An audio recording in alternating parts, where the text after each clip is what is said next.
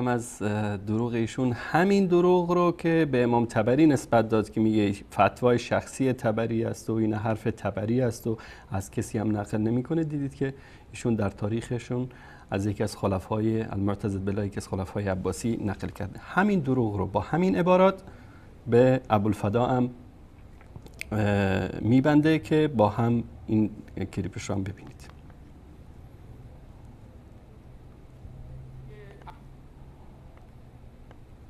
بله. آقای ابوالفدا ایشون متوفای 732 هجریه. کتابی دارد المختصر فی اخبار البشر. این رو عزیزان دقت کنن. ایشون چی میگه؟ همون چاپ قدیمی هم هست. چاپ قدیمی هم هست. و شجرت الملعونه اتفق المفسرون، مفسرون اتفاق نظر دارن انه اراد بها بنی امیه. مثل طبری اینجا باز اشاره میکنه. بله، ایشون اونجا گفت لا اختلاف بین احد، ایشون میگه اتفق المفسرون. بعد میگه رأى النبی ابا سفیان مقبلا و معاویه یقوده و یزید اخوه معاویه یسوق به. خیلی روشنشون مطرح کرد. دید ابو سفیان داره بر بالای یک مرکبی است، حالا یا الاغ بوده شتر بوده، حالاش خیلی زیاد به قول چیز نداریم ما. فرمود لعن الله القاعد و الراکب و السائق. خدا لعنت کند اون سواره را، جلودار و پشت سر حرکت کننده را. فقط روی ان ابا سفیان قال یا بنی عبد مناف تلقفوها تلقف الکره فما هناک جنت ولا نار.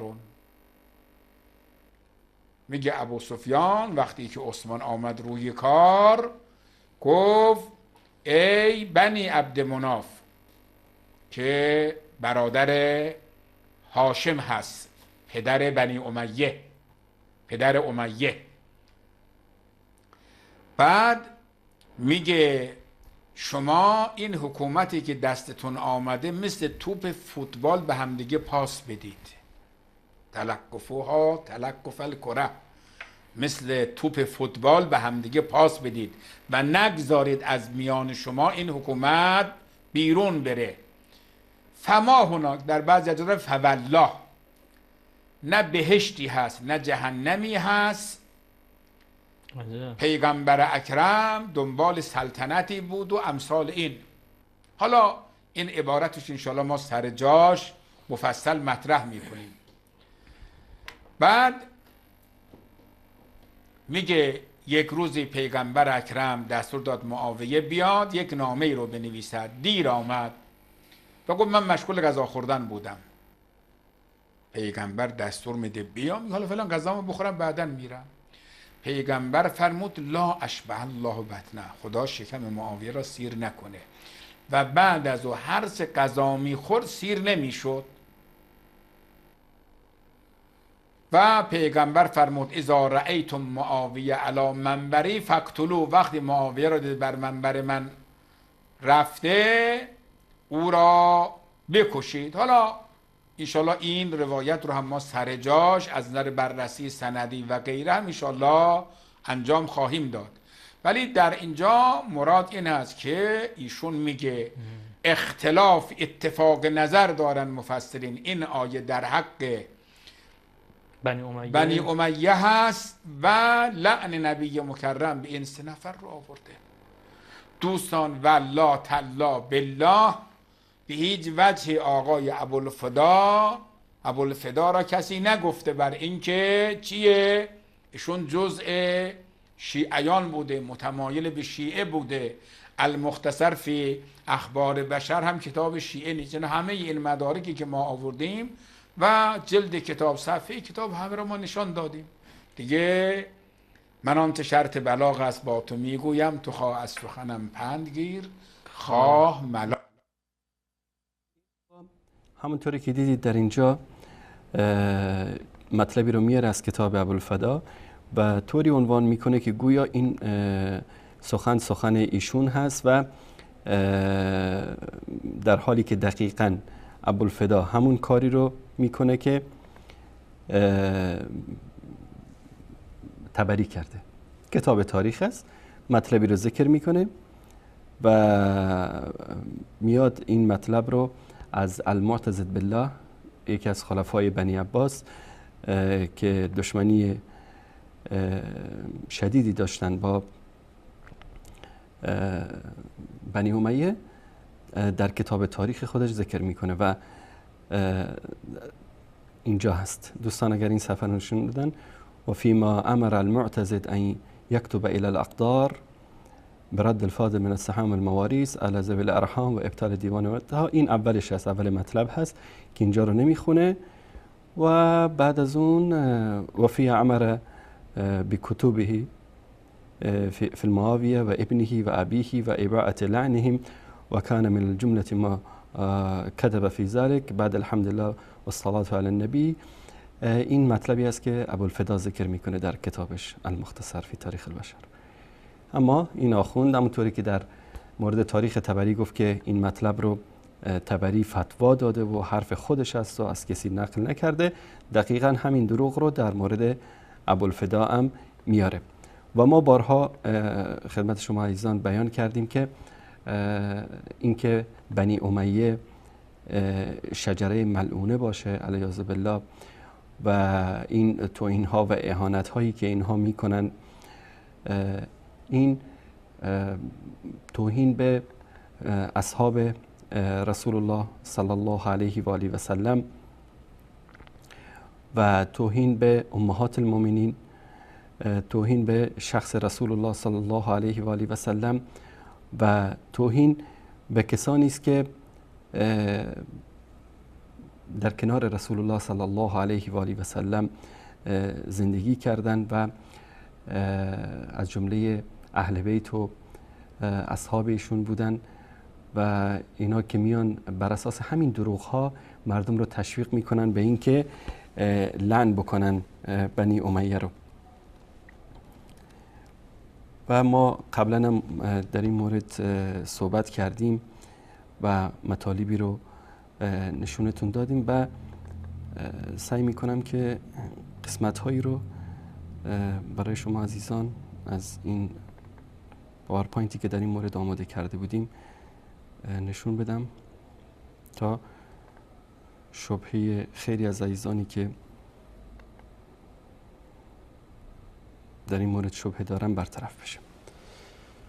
اینجا رابطه نسبی میان بنی امیه، بنی هاشم و بنی امیه، این مطلب واضح و آشکاری است که من در اینجا خدمت شما عزیزان این مطلب رو نشون میدم.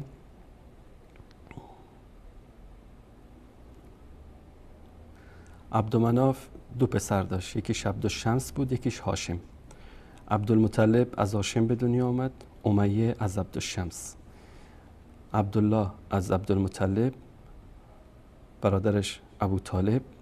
امیه، ابوالعاص و حرب.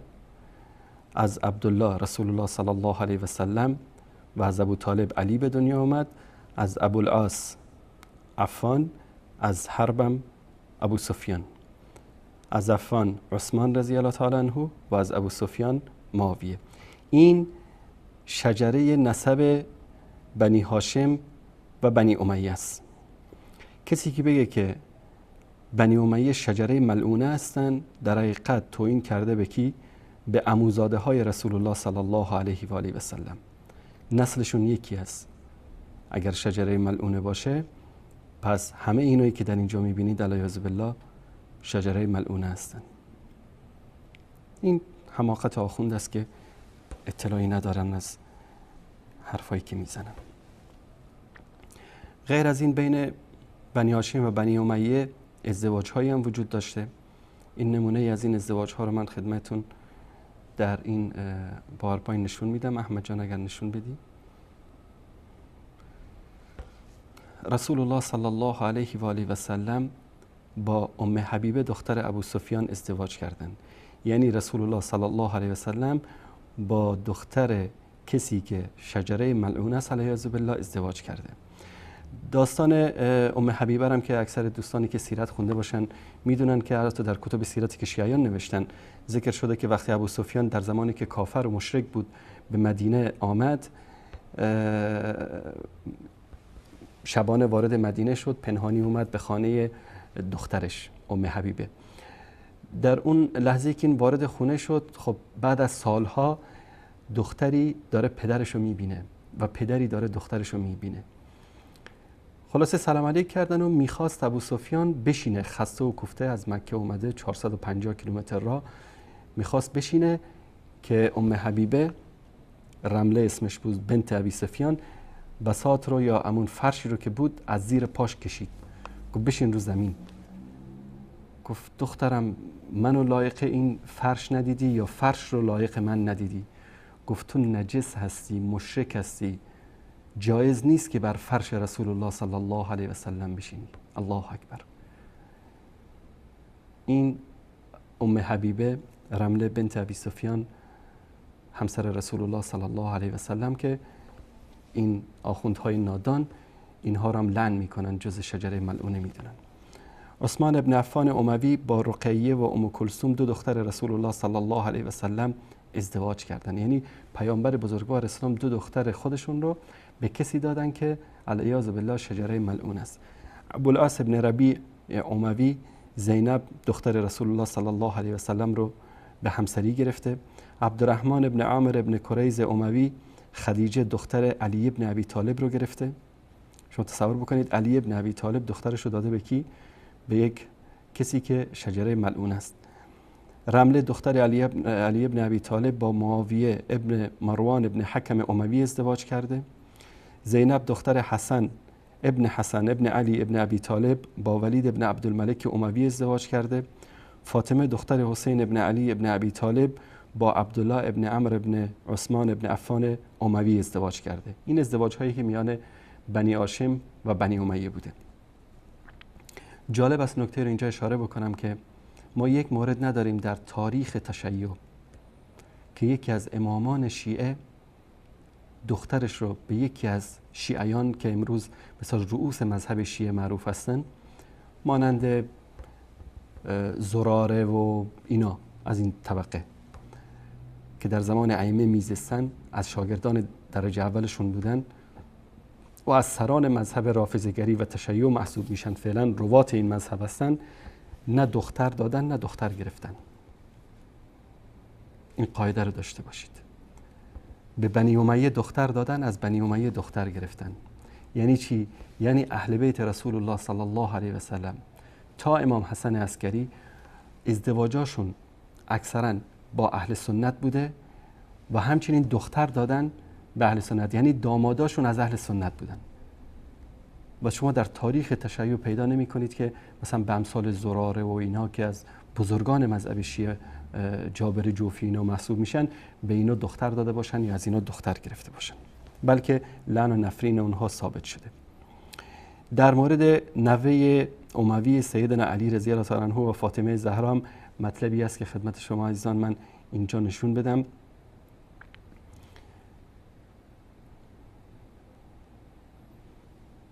علی با فاطمه ازدواج میکنه، حاصل میشه چی؟ حسین. عثمان پسرش عمرو دختر حسین فاطمه با عبدالله پسر عمرو بن عثمان بن عفان ازدواج میکنه که محمد دیباج به دنیا میاد. محمد دیباج نوه اموی علی ابن ابی طالب و فاطمه زهراست. اینم در تذکرات الفقهاء هلی جلد 2 صفحه 604، مقاتل طالبین صفحه 138، المسائل جارودی شیخ مفید صفحه 5 و شجره توبه شیخ محمد مهدی آیری جلد 1 صفحه 160 مطلب رو ذکر کردن. حاصل ازدواج علی و فاطمه، یکی از فرزندانشون حسین، دختر حسین فاطمه با عبدالله پسر عمرو پسر عثمان ابن عفان اموی ازدواج میکنه. نتیجه میشه محمد دیباج، یکی از علما و فقهای معروف و که شیعه قبول دارن این شخص رو. این نوه اموی علی ابن ابی طالب است. تشکر میکنم. همین شجره ملعونه ای که اینها ذکرشو میکنن، رسول الله صلی الله علیه و آله و سلم مسئولیت‌های مهمی رو به همین شجره ملعونه‌ای که اینها ذکر می‌کنن دادن علیاذ بالله. عثمان ابن عفان داماد رسول الله از سابقین اولین بوده. در جریان حدیبیه سفیر رسول الله صلی الله علیه وسلم با قریش فرستاده شد که لقد رضی الله عن المؤمنین اذ یبایعونک تحت الشجره. همین آیه در وقتی نازل شد که عثمان ابن عفان وقتی به عنوان سفیر رسول الله به مکه فرستاده شده بود، شایعه شد که قریش عثمان رو شهید کردن. رسول الله صلی الله علیه وسلم برای خونخواهی عثمان در حدیبیه از مهاجرین و انصار بیعت گرفتن که تا آخرین قطره خونشون بجنگن با کفار. یعنی اولین سفیری که رسول الله صلی الله علیه وسلم برای مشرکین تعیین کردن در قضیه حدیبیه عثمان ابن عفان اموی بود، همین که ادعا میکنن از شجره ملعون است. عبدالله ابن سعید ابن العاص اموی از سابقین بود که رسول الله صلی الله علیه وسلم ایشان را مأمور آموزش قرآن به اهل مدینه کرد. وی در جنگ بدر به شهادت رسید. عمرو ابن سعید ابن العاص اموی از سابقین اولین که به حبشه و پس از آن به مدینه هجرت کرد و رسول الله صلی الله علیه وسلم ایشان را به عنوان استاندار وادی القرا تعیین کردند، منطقه‌ای است بین مکه و مدینه. خالد ابن سعید ابن العاص اموی پنجمین نفری بود که اسلام آورد. ایشان به حبشه هجرت نمود و رسول الله صلی الله علیه وسلم وی را به عنوان استاندار صنعا در یمن تعیین نمودند. عتاب ابن اسید اموی پس از فتح مکه رسول الله صلی الله علیه وسلم ایشان را به عنوان استاندار مکه مکرمه تعیین کردند. ابو سفیان ابن حرب اموی رسول الله صلی الله علیه وسلم ایشان را به عنوان استاندار نجران تعیین کردند. این افرادی هستند که از به قول این آخوندهای رافضی از شجره ملعونه که رسول الله صلی الله علیه وسلم به اینها مناصب مهمی دادند. در مورد بنی امیه یک مطلب زیبای دیگری هم هست، اینجا خدمت شما عزیزان نشون بدم. خالد ابن سعید ابن العاص اموی صحابی مورد اجلال شیعه. سید بحرالعلوم در کتاب فوائد رجالی می نویسد خالد ابن سعید ابن العاص ابو سعید نجیب بنی امیه من السابقین الاولین و من المتمسکین به ولایت امیر المؤمنین علیه السلام. خالد بن سعید ابن العاص نجیب بنی امیه و از سابقین اولین است که متمسک به ولایت امیرالمؤمنین بوده. همین مطلب از شیخ عبدالله ممقانی هم روایت شده که حق در نزد من این است که وی از وثوق است و بهتر از دارایی کسی که با زبان تیزتر از شمشیرش در راه خدا جهاد کرد و در مقابل هزاران نفر ایستاد و از امامش فرمانبرداری میکرد. این هم یکی از همین شجره ملعونه که در تنقیح المقال جلد 25 صفحه 123 این مطلب را ذکر کرده. حالا سوال ما از اینه که آیا اینا خالد ابن سعید هم از جمله شجره ملعونه است یا نیست. در مورد چه کسی بنی امیه رو سر قدرت آورد، سوالی است که شاید خیلی فکر کنن که بنی امیه رو عثمان ابن عفان رضی الله تعالی عنه یا غیره سر قدرت آوردن، اما حقیقتش این است که وقتی که سیدنا علی ابن ابی طالب به شهادت رسیدن